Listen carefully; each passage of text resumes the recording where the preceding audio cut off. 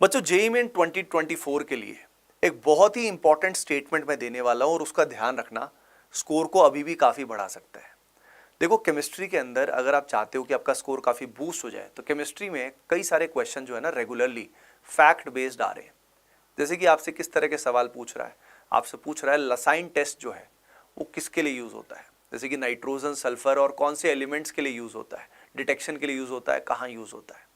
Similarly Lucas test कहाँ use होता है, हिंसबर्ग टेस्ट कहाँ यूज होता है। डीएनए है तो डीएनए के अंदर कौन सा लिंकेज है, फॉस्फो मोनोएस्टर है, फॉस्फो डाइएस्टर लिंकेज है। अगर हमारे सामने वाइटामिन है तो वाइटामिन जो है उससे कौन सी बीमारी होती है, एक्सेस से कौन सी बीमारी होती है, डेफिशिएंसी से प्राइमरीली कौन सी बीमारी होती है। सिमिलरली बायोमोलिक्यूल्स के अलावा भी बहुत सारे ऐसे छोटे छोटे फैक्ट्स हैं, कुछ कॉमन नेम्स हैं। तो ये जो क्वेश्चंस आते हैं ध्यान से देखिए, ये बिल्कुल सीधा खट से होने वाले होते हैं, ये फैक्ट बेस्ड क्वेश्चंस। और ये फैक्ट बेस्ड क्वेश्चन कहीं आउट ऑफ सिलेबस से नहीं आते, ये फैक्ट बेस्ड क्वेश्चन है बच्चों, ये सिंपली एनसीईआरटी से आते हैं। एनसीईआरटी में छोटे छोटे पोर्शन को पकड़ के ये सवाल आ जाते हैं और आपका बहुत कीमती समय बचा सकते हैं। तो पहली चीज तो आपको इग्नोर नहीं करना है, एनसीईआरटी को बढ़िया से रिवाइज कर लेना है। प्लस अब एनसीईआरटी में क्या होता है, छोटे छोटे इतने पॉइंट्स दिए होते हैं कि हमें ध्यान नहीं रहते हैं। जैसे कि फॉर एग्जांपल अगर हम बायोमोलिक्यूल्स की बात करें तो बायोमोलिक्यूल्स में लास्ट में हार्मोन्स से रिलेटेड एक पैराग्राफ दिया हुआ है। अब हार्मोन्स में कई सारे टर्म्स मेंशन्ड है, अब मान लीजिए वो हमने ध्यान नहीं दिए तो क्या होगा।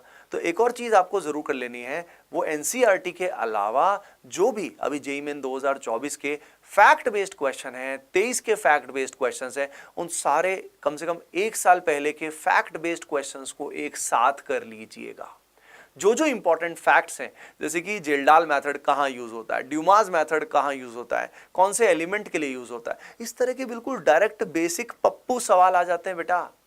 तो मैं चाहता हूं भाई हमारी जो एटीपीएंस की फैमिली है उन सब में इतना इजी सवालों का लॉस ना हो। अगर 2-3 सवाल भी इस तरह के आ गए केमिस्ट्री में तो समझ रहे हो ना, मेरा लॉस नहीं होना चाहिए। तो कई बच्चे बाकी सब इंपॉर्टेंट चीजें करने के चक्कर में ये फैक्ट बेस्ड सवालों को मिस कर जाते हैं, तो ये आपको कतई मिस नहीं करना है। तो फुल जोश में लाइक करके बताइए कि ये मिस नहीं करोगे, एंड कमेंट सेक्शन में अगर कोई और प्रॉब्लम आपकी परेशानी है तो मुझसे शेयर करें, आई विल हेल्प यू। चलिए फिर bye bye, take care and keep doing well, all the best.